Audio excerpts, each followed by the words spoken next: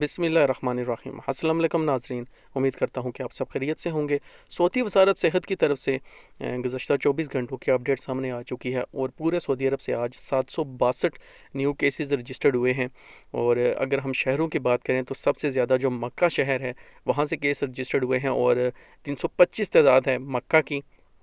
दूसरे नंबर पे मदीना से 197, जद्दा से 142, हफूफ से 35, रियाद से 24, दमाम से 18, जबेल से 4, ताइफ से 3, अलमाविया से 2, बिशा से 2, होबर से 2, मेसान से 1, यम्बा से 1, जजान से 1, रास्तनौरा से 1, अलमजीफ से 1, खमीस मशीद से 1, नजरान से 1 और कनेफा से 1 जो है वो न्यू केस रजिस्टर्ड हुआ है।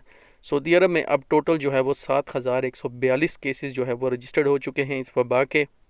और माशाल्लाह से 1049 जो लोग हैं वो माशाल्लाह से सेहतयाब हो चुके हैं, तंदुरुस्त हो चुके हैं इस वबा से। और 87 जो है वो अब तक टोटल जो है वो इस वबा से जो है उनकी मौत वाक़या हो चुकी है।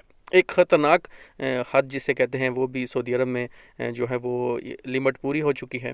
मैं आप सबसे बार बार रिक्वेस्ट करता रहता हूँ, आज फिर रिक्वेस्ट करूँगा कि ज़्यादा से ज़्यादा घर में रहें।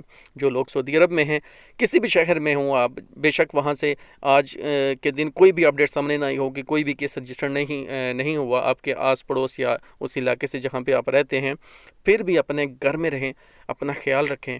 और कर्फ्यू के दौरान तो हरगिज़ जो है बाहर निकलने की बेवकूफ़ी ना करें कि 10,000 रियाल जुर्माना है।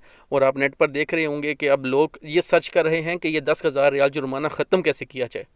तो एक गैर मुल्की जो लेबर होती है, ओवरसीज़ जो होते हैं, उनके लिए 10,000 रियाल क्या मायने रखते हैं ये आप बखूबी जानते होंगे। अपनी सेहत का ख्याल रखें और कर्फ्यू के दौरान हरगिज़ जो है वो अपने घर से बाहर मत निकलें। अपना और अपने प्यारों का ख्याल रखिए। मिलते हैं नेक्स्ट वीडियो में। अल्लाह हाफ़िज़।